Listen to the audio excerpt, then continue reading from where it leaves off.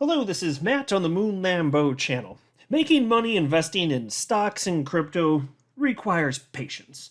But exactly how much patience do XRP holders need? The XRP waiting game has been going on for over 4 years for many people, including myself. So, when will the next rally be?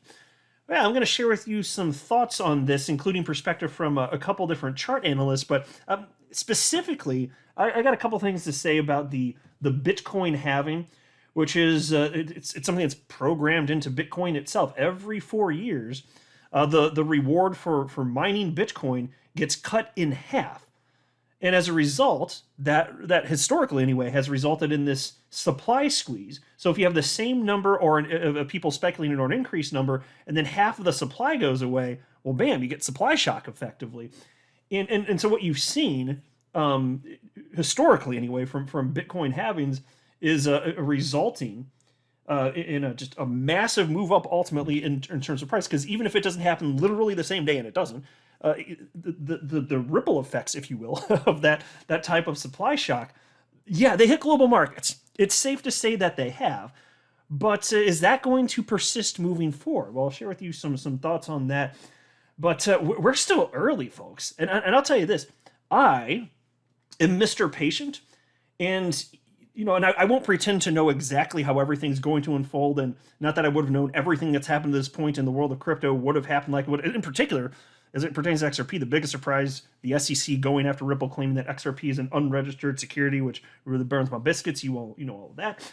But in terms of the volatility and where it's gone, not that I knew where it was going to be specifically, but in terms of what's happened, I look at what's happened over the roughly 4.5 years that I've held XRP, and I'm like, yeah, this is pretty well within what I think I could have reasonably expected would take place.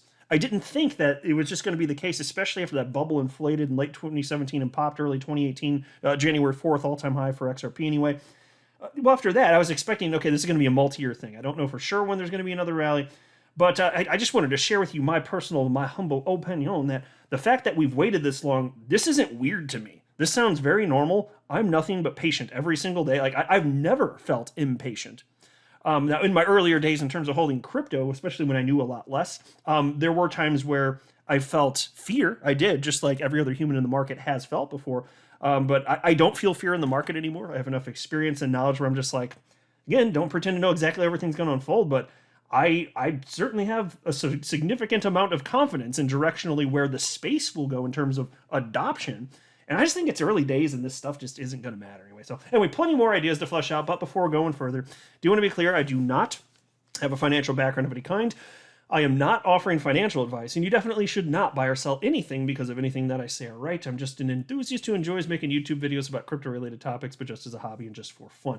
Markets mostly in the green, but feels mostly like sideways movement. We're kind of range bound here. XRP at 42 cents, Bitcoin at $30,495. Market cap for the asset class 1.32 trillion. Bitcoin dominance at 43.78%. So yeah, a little bit of green, but mostly still just kind of range bound here. Here's the crypto fear and greed index. Not going to surprise you to see it went down yet again. It's at 10 out of 100, indicating that the typical retail speculator lemming is feeling extreme fear. Not such a good time. And there's so many scam cryptocurrencies out there too, aren't there? Take a look at this. I love this tweet. I've seen tweets kind of similar to this in the past. This one I thought was particularly well crafted, so I wanted to share it real quick. This tweet comes from Dan Held, who works at cryptocurrency exchange Kraken, and he shared this with his 593,000 followers.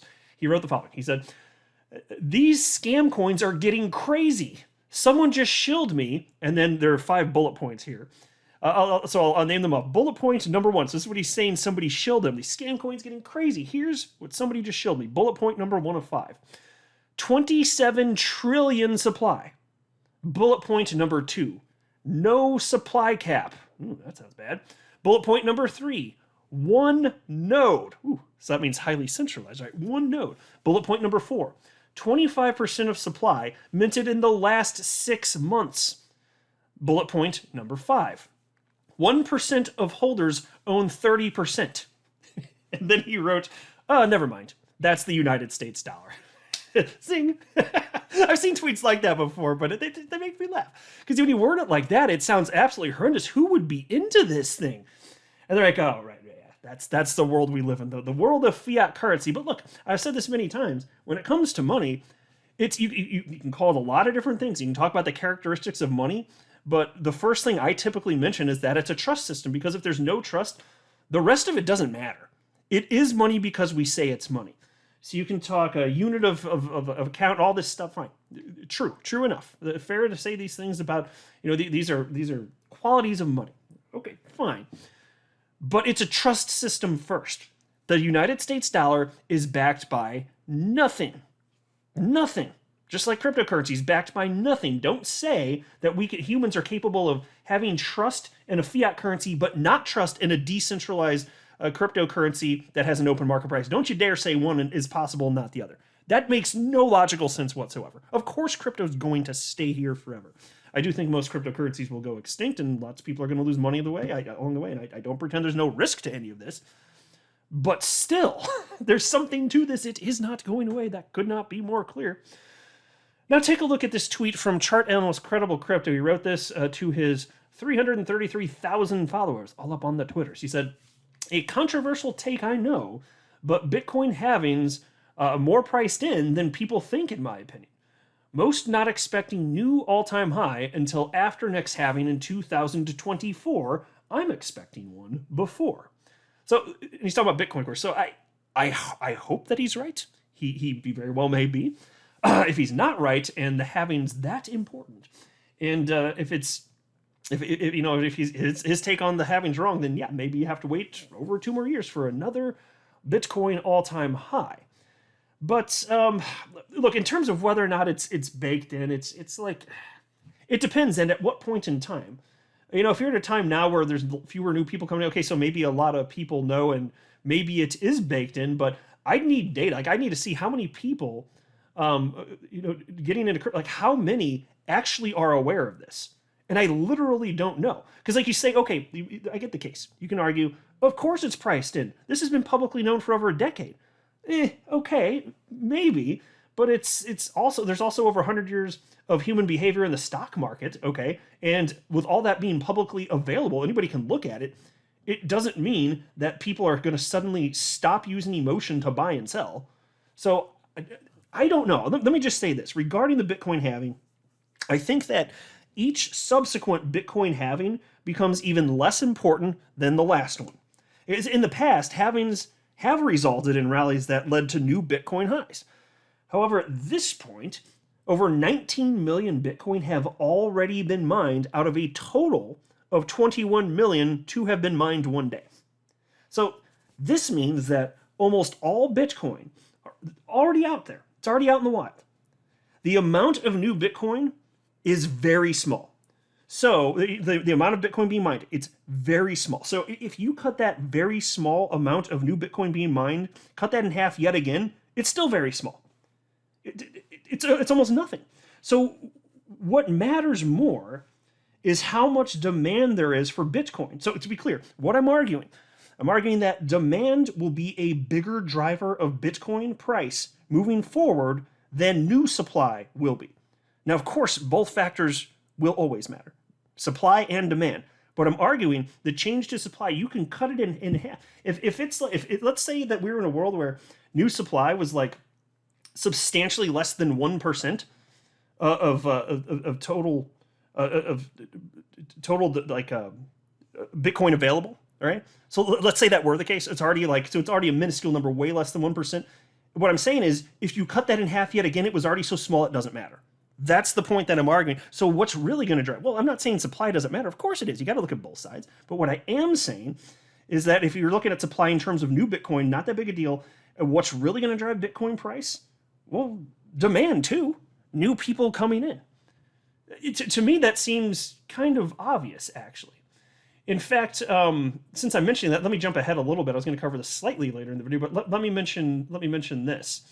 Let's start this first. This is from chart analyst Income Sharks. He shared the following with his 313,000 followers on Twitter. He said, majority in the world still haven't even purchased Bitcoin before.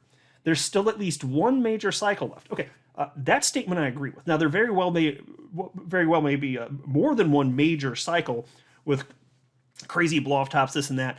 But yeah, as far as the idea of there being at least one more left, yeah, because there's almost no humans in crypto. In fact, take a look at this.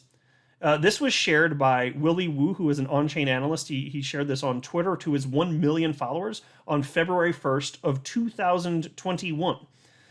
He wrote, in terms of adoption, Bitcoin has roughly the same users as the internet had in 1997, but Bitcoin's growing faster.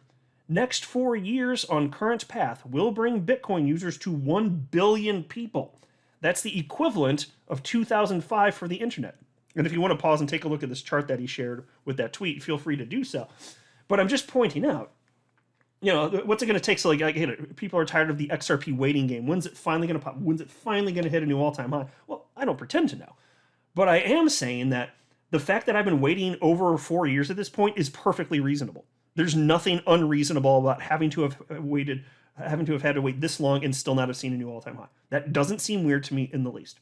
I don't know for sure when it's going to pop. And had it popped, that wouldn't have necessarily surprised me since it has been over 4 years. And historically, there have been these 4-year cycles. But this time, at least to this point, we haven't gotten that alt season. We've had a few coins pop. There's Dogecoin, some others.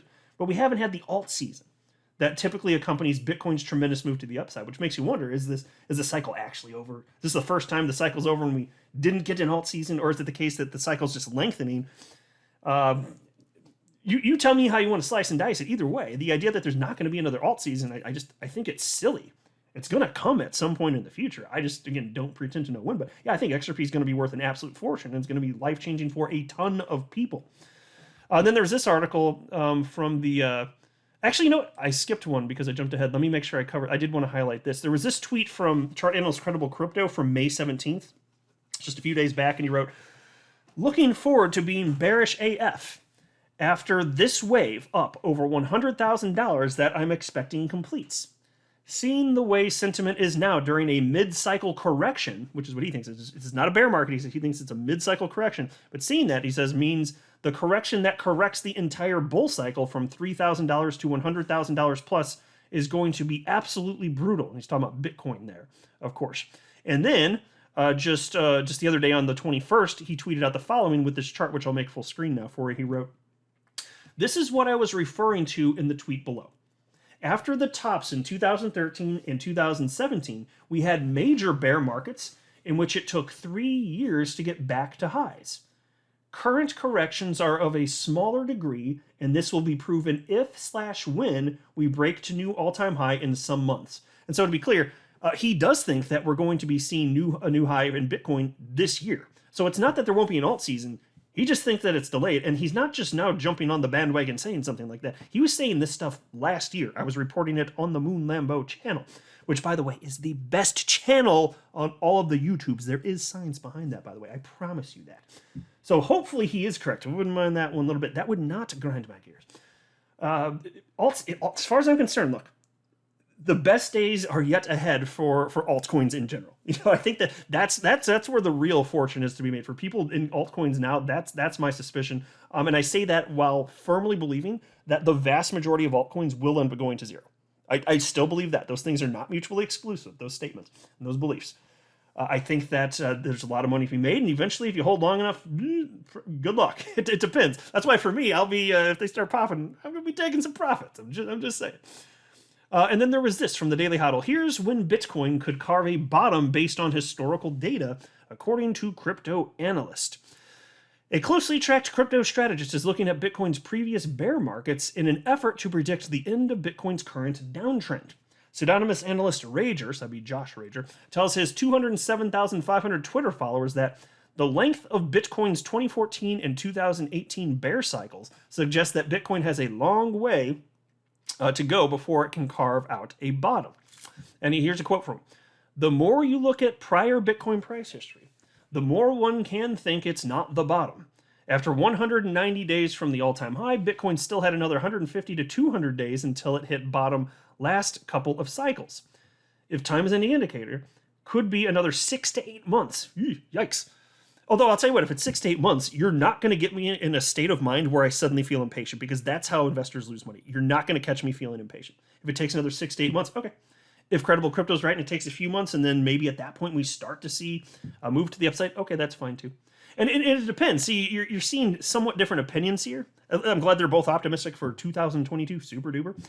But one seems to think that it's a bear market, the other thinks it's a mid-cycle correction. So either way, I'm like, that's not that much longer. Eventually, time will pass. It will be that point in the future. And I'm going to have exposure to my XRP when everything really gets moving again.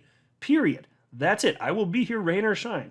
Bull market or bear market. In fact, I started my channel December 14th, 2018. That's when I published my first video. One day, literally one day before the bottom of the bear market. That's when I was getting excited, so excited about crypto, where I was finally launching my channel, right? Because the fortunes are really made during the bear market, because that's when the preparation happens. And I get technically, yes, that in terms of appreciation, that's the bull side, but the preparation side, you get what I'm getting at here, right? You got the cut of my jib.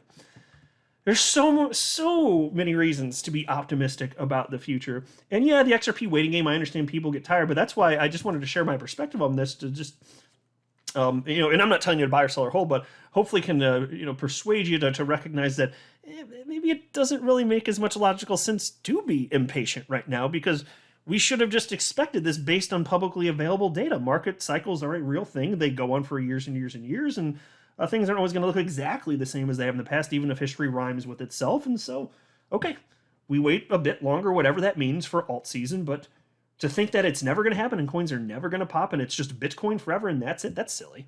That's pretty silly. So I will be as patient as it takes. And don't forget that Warren Buffett said, and he was talking about the stock market, but it's true of crypto, same DNA in humans and crypto. He said that the stock market is a mechanism for transferring wealth from the impatient to the patient. So yes, it's the XRP waiting game. I will happily play that game. I am not the least bit impatient. I'm excited about this every day, and I think that makes more logical sense than feeling impatience and fear in the market today. I'm not a financial advisor. You should not buy or sell anything because of anything I say or write. That would be a very, very, very bad idea. Until next time, to the moon, Lambo.